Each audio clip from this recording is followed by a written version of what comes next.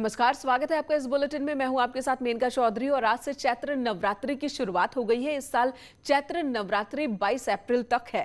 नवरात्रि के 9 दिनों तक मां दुर्गा के 9 अलग अलग स्वरूपों की पूजा की जाती है। पहले दिन मां शैलपुत्री की आराधना होती है। सुबह 5:28 से घट स्थापना का मुहूर्त शुरू हुआ और 10:14 तक ये मुहूर्त है। तेजी से बढ़ते कोरोना को देखते हुए कई गाइडलाइंस जारी किए गए हैं। खासकर मंदिरों के लिए यहाँ पर श्रद्धालुओं की संख्या पर पाबंदी लगाई गई है। एक बार में 5 श्रद्धालु ही मंदिर के अंदर प्रवेश कर सकेंगे और इसलिए न्यूज़ 18 आपको घर बैठे मौका दे रहा है बड़े बड़े मंदिरों के दर्शन करने का। सरकार ने एक साथ सिर्फ 5 श्रद्धालुओं को अनुमति दी है मंदिर के अंदर और इस वक्त हमारे सहयोगी अलग अलग शहरों से, अलग अलग मंदिरों से तस्वीरें हमारे दर्शकों के लिए पहुंचा रहे हैं। लखनऊ से मोहम्मद शबाब हमारे साथ मौजूद है, वाराणसी से उपेंद्र द्विवेदी रहेंगे, मिर्जापुर से सुमित रहेंगे, कानपुर से श्याम तिवारी रहेंगे और हरिद्वार से भारती सकलानी। रुख एक एक कर करेंगे। सबसे पहले मोहम्मद शबाब के पास चल लेते हैं। शबाब, तस्वीरें दिखाइए। अब जब दिन चढ़ने लगा है, क्या मंदिर के अंदर तो ठीक है 5 श्रद्धालु ही प्रवेश कर सकेंगे, बाहर लंबी कतार हुई है या अब कोरोना का असर दिख रहा है? और देखिए, कोरोना का पूरा असर दिख रहा है। ये मंदिर कालीबाड़ी मंदिर है जहाँ पर नवरात्रि में बहुत भारी भीड़ रहती थी, लेकिन कोविड की वजह से जो है वो थोड़ा प्रिकॉशन बरता जा रहा है। चूँकि मंदिर में आरती का समय है, इसलिए बहुत चुनिंदा जो मंदिर समिति के लोग हैं वही इस समय आरती में मौजूद हैं और बहुत सारी चीज़ों के साथ में जो है वो लोगों को भी हिदायत दी जा रही है कि बहुत ज़्यादा भारी भीड़ ना लगाएं और सीधे तौर पर ये बात समझिए कि कोविड की वजह से पूरे प्रोटोकॉल को फॉलो कराया जा रहा है और जो 5 लोगों को धर्मस्थलों में प्रवेश की अनुमति थी उसके हिसाब से ही जो है वो तमाम चीज़ों को किया जा रहा है। देखिए, जो बाकी के श्रद्धालु हैं उनको गेट बंद करके बाहर ही रोक दिया गया है, यानी कि श्रद्धालुओं को अंदर आने की इजाज़त नहीं दी जा रही है। श्रद्धालु गेट के बाहर ही जो हैं वो लाइन लगाकर खड़े हुए हैं। तो इस तरीके की जो तमाम चीज़ें हैं जिनको कोविड गाइडलाइन के तहत पालन कराया जा रहा है। मंदिर में आरती ज़रूर हो रही है, लेकिन बहुत चुनिंदा लोग हैं मंदिर समिति के ही, उन्हीं को ही आने की और जाने की अनुमति है। तो कोविड का असर जो है वो नवरात्रि में साफ तौर से नजर आ रहा है मेनका। और ये हाल शबाब, दर्शन माता के भी करेंगे यहाँ पर। कानपुर का रुख कर लेते हैं, आपके पास लौटेंगे। श्याम तिवारी हमारे साथ कानपुर से मौजूद हैं। श्याम, ये बताइए कितनी मुश्किल हो रही है, कितनी बड़ी चुनौती है प्रशासन के सामने, मंदिर प्रशासन के सामने कि लोगों की संख्या सीमित रखे? क्योंकि बीते साल भी कुछ यही नजारा था, लोगों का सब्र अब जवाब देने लगा था कि दोबारा कोरोना ने तेजी से रफ्तार पकड़ ली। बिल्कुल, आपको बता दें पिछले साल क्योंकि लॉकडाउन का समय था तो लोग समझे हुए थे, लोग खुद ही घरों से बाहर नहीं निकल रहे थे। इस बार कोरोना बहुत तेजी से बढ़ रहा है लेकिन लॉकडाउन नहीं है। यही वजह है कि लोगों को समझाना काफी मुश्किल है, लेकिन जिस तरीके से प्रशासन ने गाइडलाइन जारी की उसके बाद ये कहा गया कि मास्क लगाकर प्रवेश करेंगे और ठीक है, आपके पास श्याम लौटेंगे। तो श्याम का कहना है लोगों को समझाना मुश्किल हो रहा है क्योंकि इस बार लॉकडाउन नहीं है और लोगों को आदत एक हो गई है इसी बीच, कोरोना के बीच ही, कि कैसे हम बाहर निकले और जिंदगी पटरी पर लौटने लगी थी कि फिर दोबारा कोरोना। और भारती सकलानी हरिद्वार से हमारे साथ मौजूद है। भारती, हरिद्वार में तो महाकुंभ है, वहां तो देश ही नहीं विदेशों से श्रद्धालु पहुंच रहे हैं। हालांकि कोरोना को लेकर गाइडलाइंस बहुत सख्त किए गए हैं, लेकिन आज नवरात्रि का पहला दिन, आज की तस्वीर दिखाएं हरिद्वार की। देखिए, माया देवी मंदिर में इस वक्त मैं मौजूद हूँ मेनका, और यहाँ 51 शक्तिपीठों में से एक ये माँ देवी का मंदिर है। माँ सती की नाभि यहाँ पर गिरी थी और इसी मंदिर में मौजूद हूँ। अमूमन जो भीड़ यहाँ पर देखने को मिलती थी वो इस बार नहीं यहाँ पर देखने को मिल रही, लेकिन फिर भी जो श्रद्धालु आ रहे हैं उनसे बात कर लेते हैं क्योंकि कोरोना काल चल रहा है और जो भीड़ हमेशा देखने को मिलती थी वो इस बार यहाँ पर नहीं है। सर, कहाँ से आए हैं आप? ज्वालापुर से हैं। ज्वालापुर से हैं। ये बताइए, माँ अधिष्ठात्री है, हरिद्वार की देवी कही जाती है, लेकिन इस बार उतनी भीड़ नहीं है यहाँ पर, आप भी ऐसा महसूस कर रहे हैं? हाँ, बिल्कुल महसूस कर रहे हैं जी। कोरोना की वजह से भीड़ नहीं है, कुछ पाबंदियां लगा रखी हैं आने जाने में, तो बहुत मुश्किल हो रही है। आज यहाँ तक आने में काफ़ी मुश्किल का सामना करना पड़ा हमें। ये बताइए, माँ की महिमा के बारे में बताइए, क्योंकि 51 शक्तिपीठों में से एक है, नवरात्र का पहला दिन है, लेकिन उस तरीके का तस्वीर यहाँ पर नहीं देखने को मिल रही। देखो जी, माँ की माया तो और अपरंपार है, जगत जननी महामाया। हम तो ये कहते हैं कि सबका भला करे महामाया, सबकी सुख शांति बख्शे, यही हमारी दुआ है। आप कहाँ से आए? मेरा नाम ऋषि कुमार यादव है। मैं होशंगाबाद, नाबदापुरम फालटूली से आए थे माँ? पहली बार आया हूँ मैं हरिद्वार में, और हरिद्वार में आया हूँ तो यहाँ पे जनता आना चाहिए था, वो उस हिसाब से ये नहीं है। हाँ, ये बिल्कुल लोगों की संख्या वैसी नहीं जैसा कि आम दिनों में हुआ करती थी, क्योंकि वक्त अलग है, बहुत अलग है। कोरोना महामारी का संकट एक बार फिर से बहुत गहराता जा रहा है और इसका असर मंदिरों पर देखने को मिल रहा है। और चैत्र नवरात्र के मौके पर पीएम मोदी ने भी, आप सभी बने रहे हमारे साथ, पीएम मोदी ने देशवासियों को शुभकामनाएं दी हैं। उन्होंने ट्वीट किया है और ट्वीट कर लिखा है कि सभी देशवासियों को नव संवत्सर की मंगल कामनाएं। ये पावन मौका है, हर किसी के जीवन में हर्षोल्लास लेकर आए। नवरात्र की बहुत बहुत शुभकामनाएं। पीएम ने देशवासियों को नवरात्र की शुभकामनाएं दी हैं, ट्वीट कर दिया उन्होंने ये शुभकामनाएं।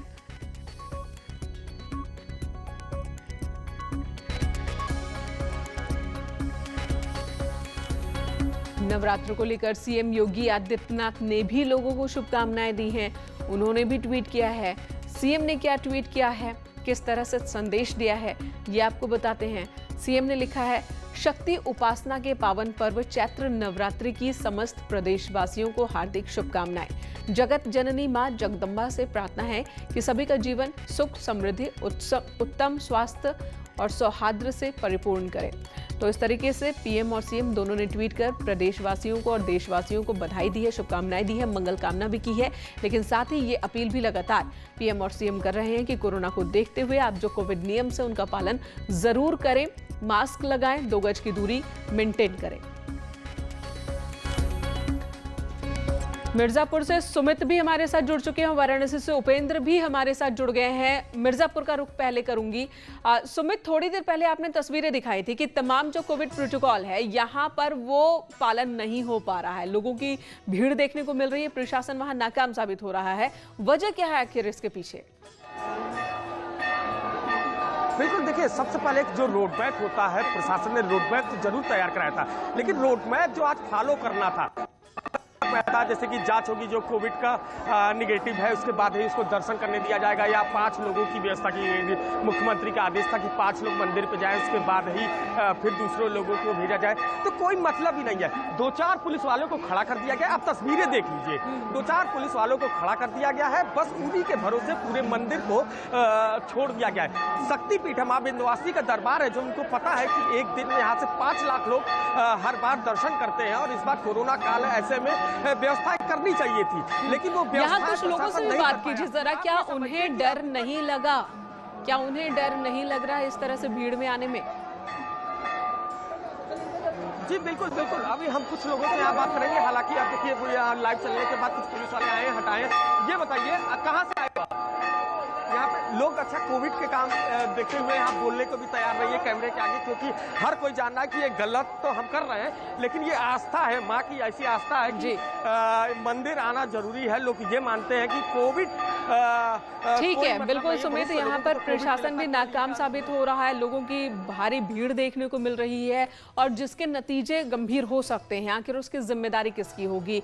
उपेंद्र भी हमारे साथ वाराणसी से जुड़ गए हैं। उपेंद्र, आपके पास आती हूँ, यहाँ पर नियमों का पालन कैसे हो रहा है और किस तरीके से माता की आराधना हो रही है?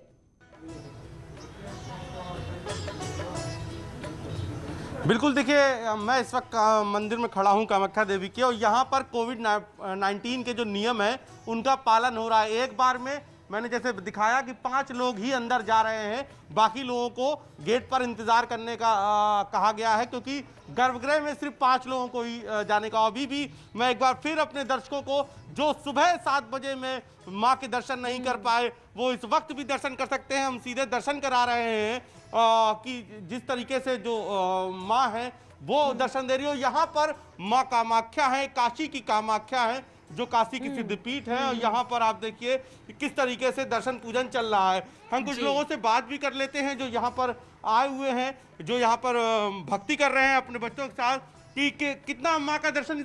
बहुत बढ़िया हुआ दर्शन, बहुत अच्छा हुआ दर्शन, बहुत अच्छा लग रहा है। तो ये माँ के दर्शन है, और यहाँ पर शक्ति के साथ शिव भी है। मैं एक तस्वीरें दिखा रहा हूँ, यहाँ पर लोग मन्नत मांगते हैं। ये देखिए, मन्नत का जिसे कहते हैं चुनरी बांधी जाती है, और यहाँ पर चुनरी बांध के वो माँ से मांगते हैं। और यहाँ पर मैं एक और तस्वीर दिखा रहा हूँ, यहाँ पर शिव के साथ शक्ति के साथ शिव है। ये पूरा पीछे शक्ति कामाख्या देवी का है। और यहाँ मैं कैमरा पर्सन कहूँगा तस्वीर दिखाएं किस तरीके से आगे आके कि यहाँ शक्ति की पूजा करने के बाद शिव की पूजा की जाती है। यहाँ शिव को जल चढ़ाया जाता है, यानी शिव और शक्ति के बिना कहते हैं बिल्कुल। और यही उपेंद्र यही कहते हैं कि शिव और शक्ति दोनों एक दूसरे के पूरक है, एक दूसरे के बिना दोनों अधूरे हैं। धन्यवाद इस वक्त आप सभी का पूरी बातचीत के लिए और अलग अलग मंदिरों के दर्शन हमारे दर्शकों को कराने के लिए धन्यवाद। इस वक्त आप सभी को रोकेंगे। और इधर खबर बहराइच से आ रही, बड़ी खबर है। यहाँ पर इनामी बदमाश गिरफ्तार किया गया है। एनकाउंटर के बाद गिरफ्तारी हुई है। इस पर 50,000 रुपए का इनाम था। इस बदमाश की गिरफ्तारी उस वक्त हुई जब पुलिस की टीम गश्त कर रही थी और आरोपी ने पुलिस टीम पर फायरिंग शुरू कर दी। 2005 में हिरासत में इसे लिया गया था, लेकिन तब वो भाग निकला था। बदमाश का नाम है अखलाक। श्रावस्ती पुलिस और बहराइच पुलिस को इसकी लंबे वक्त से तलाश थी। रुपई डीहा थाना इलाके का ये मामला है। 2005 में भागा था और 2021 में इसकी गिरफ्तारी हुई है, वो भी चेकिंग के दौरान। एनकाउंटर के बाद 50,000 रुपए का इनाम इस बदमाश के ऊपर था।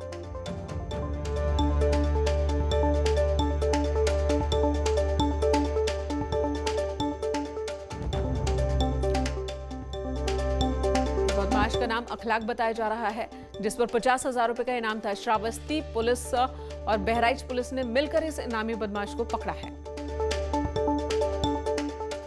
उधर मुरादाबाद के थावला गांव के मौजूदा प्रधान और पूर्व प्रधान के बीच एक बार फिर से झड़प देखने को मिली है, जिसमें एक पक्ष की तरफ से गोली चलाई गई।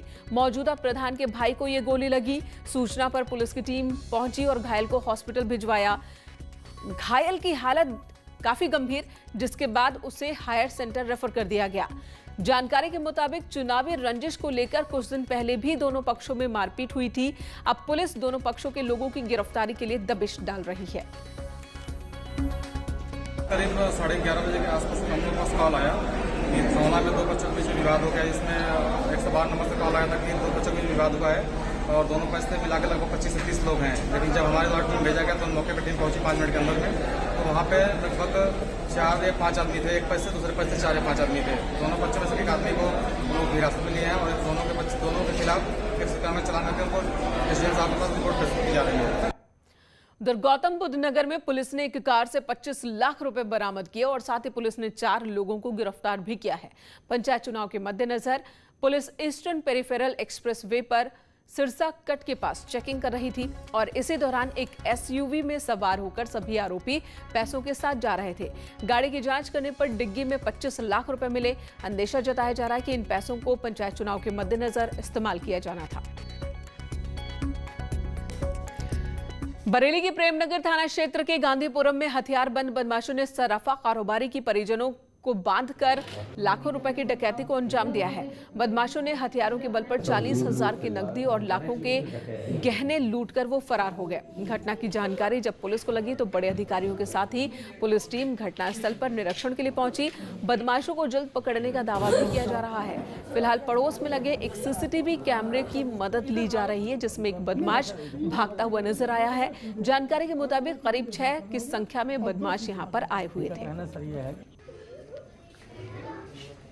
ऐसा प्रतीत हो रहा है कि ये पहले से एक दूसरे को जानता था। इसके परिवार वालों से, वो जो व्यक्ति है जिसने ये घटना की अंजाम दिया है, उनके परिवार वालों से परिचित है, ऐसा प्रतीत हो रहा है।